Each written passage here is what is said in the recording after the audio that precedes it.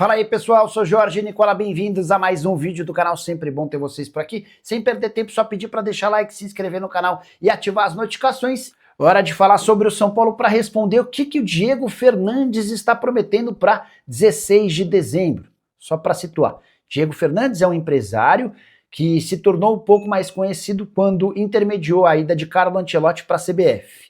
Desde então, ao se declarar São Paulino, ele tem tentado cavar um espaço no tricolor. Primeiro, garantiu que teria R$1 bilhão para colocar no São Paulo. Depois, deixou vazar que já tinha um banco por trás desse projeto. No momento seguinte, começou a conversar com conselheiros.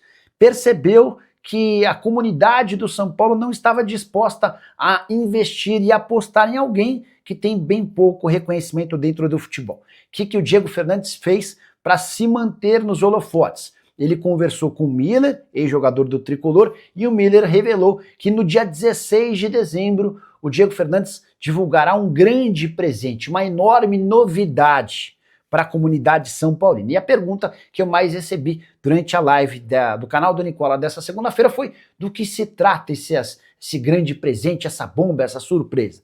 Pois bem, o Diego Fernandes pretende apresentar no dia 16 de dezembro o seu projeto para o São Paulo.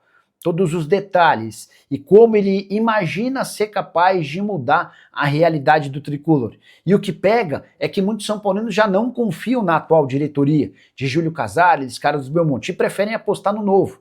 Só que o Diego Fernandes não tem história dentro do São Paulo, não é nem sequer conselheiro, então não poderia participar ativamente da vida política do tricolor. E mais, o São Paulo desconfia da capacidade financeira do Diego e assegura que ele não tem como aportar R$1 bilhão como foi prometido. Mas, sobre a ideia de o São Paulo se transformar numa SAF, essa ideia não existe, ela não pode sair do papel, porque para virar SAF o São Paulo precisaria de uma mudança do seu estatuto. E para mudar o estatuto, haveria a necessidade da aprovação do Conselho Deliberativo. Dá para contar que a grande maioria dos integrantes do Conselho é radicalmente contrária à ideia de São Paulo se transformar numa sociedade anônima do futebol. Mas por que, Nicola?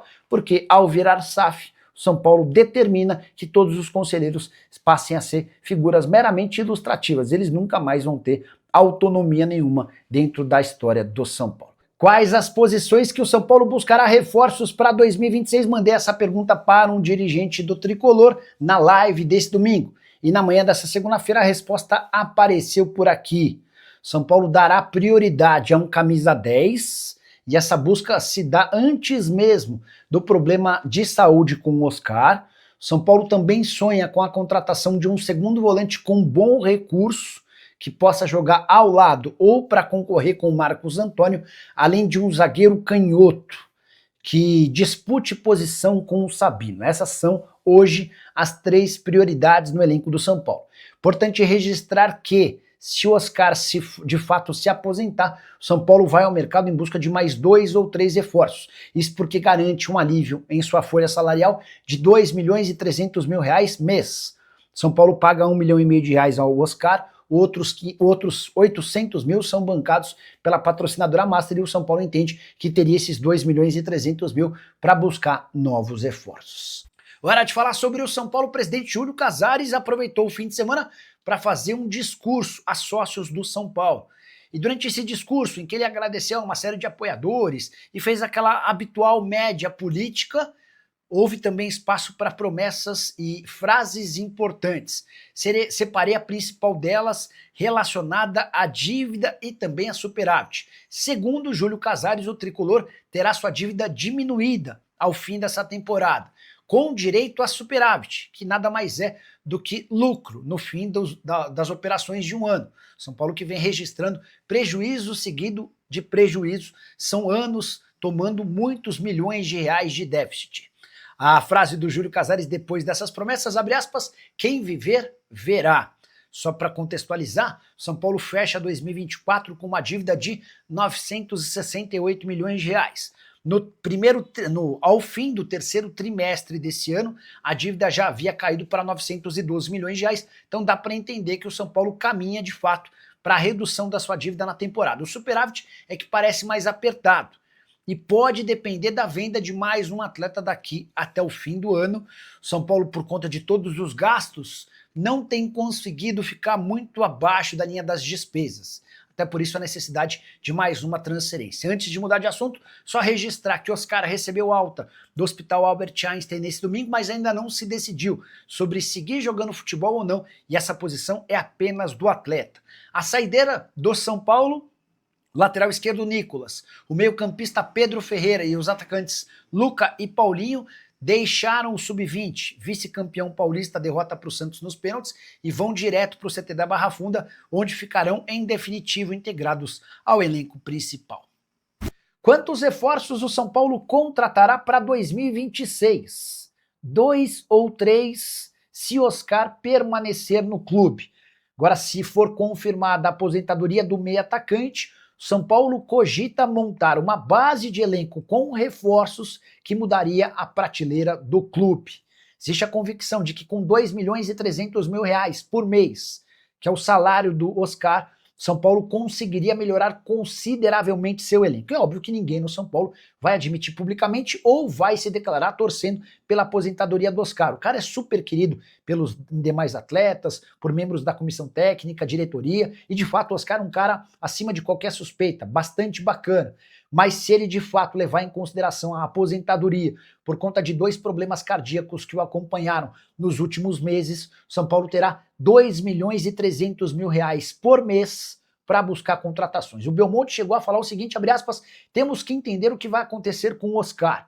É difícil prever o número de reforços, pois ainda não temos uma definição sobre o orçamento, mas imagino que buscaremos 2 ou 3 reforços pontuais, além de contar com jovens talentos da base para aumentar a competitividade. Importante registrar que o São Paulo terá retornos de Caleri, Rian Francisco e André Silva, centroavantes que operaram o joelho ao longo da temporada.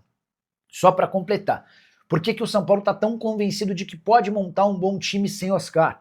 2.300.000 divididos por 4, e o São Paulo teria cerca de 600.000 para cada reforço que quisesse contratar, utilizando a grana que hoje é paga ao meio atacante. E a fase no São Paulo é tão ruim, mas tão ruim, que há um meme circulando nas redes sociais de que até o mascote do São Paulo sentiu uma lesão muscular e virou desfalque para a próxima partida contra o Corinthians, marcada para quinta-feira da semana que vem. E a brincadeira / provocação tem tudo a ver com o histórico de lesões gigante. E a cada ano parece que o São Paulo tem mais jogadores contundidos. Em 2025, 73% do elenco do tricolor já estiveram pelo menos em uma vez no departamento médico. O São Paulo conta com 33 atletas, só 9 não precisaram do atendimento do departamento médico desde o início do ano. São eles Rafael, Sabino, Patrick Lanza, Mailton, Bobadilha, Negruti, Luciano, Rigoni e Tapia. Importante registrar que esse número gigante de contusões está muito associado ao fato de o São Paulo ter vários veteranos. São 13 atletas com mais de 30 anos de idade. Bora aos nomes e às idades. Luiz Gustavo, 38 anos, Rafael, 36, Tolói, 35, Arboleda, Oscar e Cédric Soares, 34, Lucas Moura, 33, Luciano, Caleri, Rigoni, Alisson e Wendel, 32, além do Dinino, com 31 anos de idade. Citei 13 atletas com mais de 30 anos, certo? Só 3 desses 13 não tiveram contusões no ano. Goleiro Rafael, o atacante Luciano e o também atacante Rigoni, que chegou algumas semanas atrás. É por causa de todo esse contexto que o São Paulo decidiu que só vai contratar para o próximo ano jogadores jovens e com pequeno histórico de lesão. A coisa chama demais atenção e o São Paulo vai chegar para o confronto contra o Corinthians desfigurado, mesmo precisando de pontos para segurar a vaga na pré-Libertadores de 2026. Quero falar agora sobre o São Paulo. Quem é o atacante que em seu primeiro treino com o time profissional marcou gol e deixou excelente impressão, encantando o técnico Hernan Crespo? O jogador é Breno, só 16 anos de idade, 1,86 m de altura, atleta que até 2023 defendia o Palmeiras. Esse jogador é tratado internamente como uma grande joia. Dá uma olhada no que o Douglas Schwartzman, que é o diretor da base do São Paulo, falou para mim sobre o atleta. Ele é o nosso melhor 9 das categorias de base. mas ainda é novo para o profissional. Vamos levá-lo para o sub-20, até para ganhar um pouco mais de físico e se desenvolver, para que daqui a um ano esteja pronto para o time de cima, afirmou Douglas Schwartzman. O Breno tem 32 jogos e 14 gols pelo sub-17 ao longo da temporada, mesmo tendo muito menos idade do que a grande maioria da categoria. Jogador que é ambidestro e chamou a atenção do Hernan Crespo, foi muito elogiado. Nasceu no ano de 2009 e tem enorme potencial de finalização, cara de muita capacidade. Ainda sobre o São Paulo, registrar que a bruxa segue solta pelos lados do Morumbi, quarta lesão ou problema em uma semana. Depois de Oscar, que teve um problema cardíaco, Lucas Moura, que voltou a sentir dores no joelho, e Enzo, que precisou ser operado às pressas na Argentina, foi a vez de Arboleda sentir um incômodo, passou por exames e foi constatada uma lesão muscular. O São Paulo tem, nesse momento, 13 desfalques para o confronto contra o Corinthians na próxima quinta-feira. Se essa série de lesões continuar, capaz de o São Paulo nem ter time para entrar em campo diante do seu rival. O que você pensa sobre tudo que eu contei? Já uso o espaço para comentário. Não esquece de deixar like, se inscrever no canal. Fala pessoal, estamos aí com atualizações importantes do São Paulo. Se inscreva e ative o sininho para receber mais atualizações do Tricolor. Deixe seu like, que é muito importante para o crescimento do canal. Utilize o espaço aqui embaixo para registrar sua opinião. Ficamos por aqui com mais esse giro de notícias. Um abraço e até o próximo vídeo.